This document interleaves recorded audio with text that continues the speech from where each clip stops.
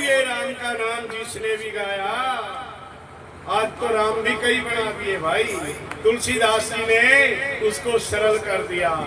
एक राम घट घट में बोले, एक राम दशरथ घर डोले, एक राम का सकल पसारा और ब्रह्म राम है सबसे न्यारा। तुलसीदास जी के पास गया और ये दोहा लिखा हुआ। उन्होंने क्या कहा, एक के स्थान पे वही लगा दिया, एक को हटा दिया और वही लगा दिया। देखिए कितना अर्थ बदल गया। एक एक एक एक चार हो गए राम। एक राम दशरथ घर डोले, एक राम का सकल पसारा ब्रह्म राम सबसे न्यारा। और जब तुलसीदास जी ने एक हटा करके और वही लगा दिया तो दोहे का स्वरूप कैसा बन गया भाई। वही राम घट घट में बोले और वही राम दशरथ घर डोले, वही राम का सकल पसारा और वही राम है सबसे न्यारा। वो राम जिसकी वेदांत में चर्चा होती है, वो राम। परंतु यहाँ भ्रांति डाल दी लोगों में कि ये जन्मने मरने वाला ये राम नहीं, कोई और राम है, उसका नाम जपो जब कल्याण होगा। तो बोला वो जपे कौन सा? अब वो राम का नाम देते नहीं, कोई और ही नाम दे देते। हमारे गुरुओं ने कहा राम से बड़ा राम का नाम, नाम चलेगा नाम से सुतदारा से नाम, ऐसा नाम जपो जग में जो नाम रहे जग, वो नाम। अभी पूज्य महाराज जी का भजन सुना भाई ने, जा में जीव्या ही ले नहीं आत फिरे निरंजन माला जी। जा में ऐसा जाप, अजपा जाप जिसमें ना जीव्या हिलती, ना हाथ हिलता और न माला जपनी पड़ती, स्वतः जपी जा रही है। हा? ऐसे जाप, ऐसी स्थिति तक आप पहुंच जाओ, इसलिए इन मंगलों का आयोजन किया जाता है। आप यज्ञ को समझो, इसलिए हवन कराया जाता है। आप कण कण में परमात्मा को समझो, इसलिए समाधि को दंडवत किया जाता है। आप संतों के महत्व को समझो, इसलिए संतों की अग्रगण्य पूजा की जाती है। आप सदाचारी बने, क्योंकि स्वामी परमानंद जी से लेकर के और भूमानंद जी महाराज तक हमारे गुरुओं ने सदाचार पर बड़ा जोर दिया है। एक पुस्तक भी जींद भगवत भक्ति आश्रम से छपी है, सदाचार नामक पुस्तक। हाँ? और एक पुस्तक है संध्या और गायत्री, गायत्री कैसे जपे, संध्या कैसे करें। और स्वामी परमानंद जी महाराज जी के उस ग्रंथ में वो नाम है जो 7 मंत्र जपने चाहिए, वो नाम है। आप लोग किसी गुरु के शिष्य हो, अगर परमानंद जी और भावानंद जी, ओंकारानंद जी, आत्मानंद जी की परंपरा से जुड़े हुए हैं, तो वो मंत्र हम सबको जपने चाहिए। महाराज जी के नाम से जो ग्रुप बना है, मैंने उसमें कई बार डाला और परमानंद स्मृतिकण में भी उसका जिक्र किया है कि ये गुरु वंदना है, ये ईश वंदना है, ये करनी चाहिए। अब तो न्यारे न्यारे अपनी डपली बजा रहे भाई। सत्संग भावानंदी है और भजन गा रहे, आंगली मरोड़ी मेरा छल्ला तोड़ेरी, ये सौदा तेरे ला। डूंगे भी मारे, मटके इशारे भी करते। क्या हमारे गुरुओं ने सिखाया? क्या ये सत्संग सुना स्वामी आत्मानंद जी ने? क्या ये सत्संग फरमाते थे स्वामी ओंकारानंद जी? क्या श्री गुरु परमानंद सरस्वती जी महाराज ने ये उपदेश दिया? वहां तक हम पहुंचते ही नहीं। सदाचार पढ़ाई नहीं। सदाचार में 173 नियम है। कभी अवसर मिले तो उनको पठन पाठन करना और देखना हमारी गुरुओं की कितनी दिव्य परंपरा है।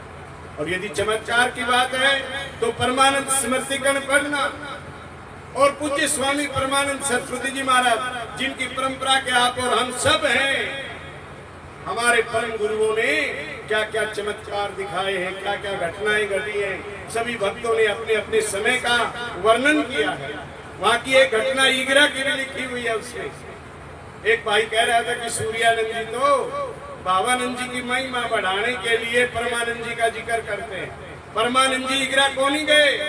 मैंने उनको प्रमाण दिया, परमानंद स्मृतिकण 192 नंबर पेज, और वहां पर एक शराब चींद के हुए और उन्होंने वो लिखा कि महाराज जी का आगमन कब हुआ।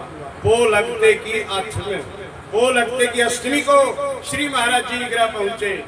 9वीं छोड़ के और 10वीं को ब्रह्मलीन हो गए। एकादशी को समाधि आई, तब शिवराज तक 90 वर्ष हो गए गुरु भावानंद जी महाराज का मंगल दशमी और एकादशी को मनाया जाता है। तो अपने गुरुओं के ग्रंथ पढ़ो, जो आजकल कोई जमुना गंगा, कोई ज्ञान गंगा, जो इधर उधर की बकवास पुस्तक है, इनमें प्रवेश नहीं करना, इनके नजदीक नहीं जाना। पढ़ना है तो श्रीमद् भगवत गीता पढ़ो, सुनना है तो वेदों के विचार सुनो, ऋषि मुनियों का सत्संग सुनो। 4 वेद हैं, 6 शास्त्र हैं, उपनिषद है, पुराण है, भागवत है, स्मृति है, उनका स्वाध्याय करो, आपका जीवन धन्य होगा। भाई सज्जनों, राम नाम की भी पूंजी होती है, श्वासों की भी पूंजी होती है, और जिस पूंजी को ये जो सिक्का इस दुनिया में चलता है, जिस दौलत को हम पूंजी कहते हैं, इस पूंजी की भी 3 गति होती है, दान, भोग व नाश। दान करो, स्वयं भोक्ता बनाओ, और नहीं तीसरी गति अपने आप हो जाएगी। एक बार की बात है,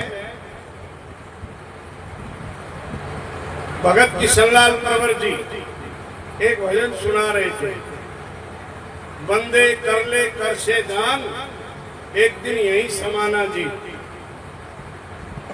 तो मैंने उससे पहले, हमारी कोई बात नहीं हुई थी लेन देन की, मैंने उनसे कहा भगत जी ये दशांश दान करने का आपने भजन सुनाया, यूं नियम हो रहा है कि लागू हो है कि अपने से भी शुरुआत होगी कदे? तो बोले आज से ही होगी। तो उन्होंने जो भावानंद जी के नाम से सत्संग भवन बना, उसमें 21,000 रुपए राम गोपाल जी। मैं बोला यह बात और ओरा खातर है कि अपनी तरफ भी है इसका निशान? बोले आज से ही शुरुआत है। तो भाई उन्होंने 21,000 रुपए जो सत्संग भवन भावानंद जी के नाम से बनने लग रहा, उसमें शुरुआत की। और एक खुशी की बात है कि स्वामी आत्मानंद जी की शिष्य परंपरा में, जैसे राम गोपाल जी स्वामी निष्ठानंद जी महाराज जी के कृपा पात्र हैं, तो स्वामी आत्मानंद जी महाराज जी के पौत्र शिष्य हैं। और कितने लाख हुए, एक दिन कितना दे रखा था वो? 1 करोड़ 4 लाख हो गए। 1 करोड़ और 4 लाख रुपए अपने संगठन से, अपने मित्रों से एकत्रित करके धर्म के कार्यों में लगाए, मानवता के कार्यों में लगवाए। बहुत बहुत साधुवाद। और स्वामी किशनलाल गोयल जी भी आत्मानंद जी महाराज जी के शिष्य हुए। तो उन्होंने अब ईगरा में एक गेट बनेगा अपना, ऊपर चढ़ेंगे तब, तो उस पे 7 लाख लगो और चाहे 8 लाख लगो।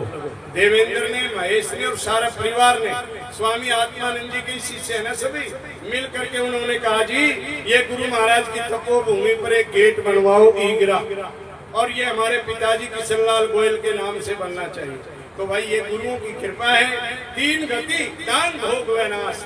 अगर 2 जगह नहीं लगा, तीसरी गति अपने आप हो जाएगी। इसलिए तीसरी गति से बचो।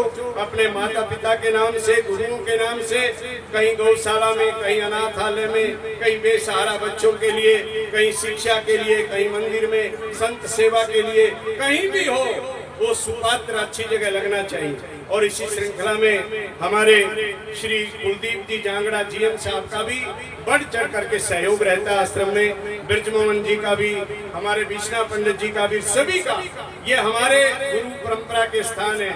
इनमें हम सबको मिलकर के जिस चीज की आवश्यकता है, अगर 2 चीज की आवश्यकता है, 4-5 डाल देंगे, उसका उपयोग नहीं होगा तो किम प्रयोजनम? नहीं, वास्तव में जिस चीज की आवश्यकता है वो चीज, उसका सहयोग हम सब ने करना चाहिए। अपने गुरुद्वारों में यही नेक कमाई सफल हो जाएगी आपकी। तो आपको बहुत बहुत साधुवाद प्रदान करते हुए ब्रह्मलीन स्वामी भूमानंद जी महाराज को हार्दिक हार्दिक श्रद्धांजलि समर्पित करते हुए अपनी वाणी को विराम देना चाहते हैं। इसी प्रकार से आप लगे रहें, सेवा करते रहें, फूलते फलते रहें, अध्यात्म में आगे बढ़ते रहें, आपका जीवन कल्याण हो जाएगा। बड़े भाग्य मानुष तन पावा, सुर दुर्लभ सद ग्रंथन गावा। स्वामी भूमानंद जी महाराज इस दोहे को बार बार बोला करते, तो उन्हीं के दोहा, उन्हीं को समर्पित, उन्हीं की श्रद्धांजलि। आइए श्रद्धा और भक्ति के साथ आरती करेंगे।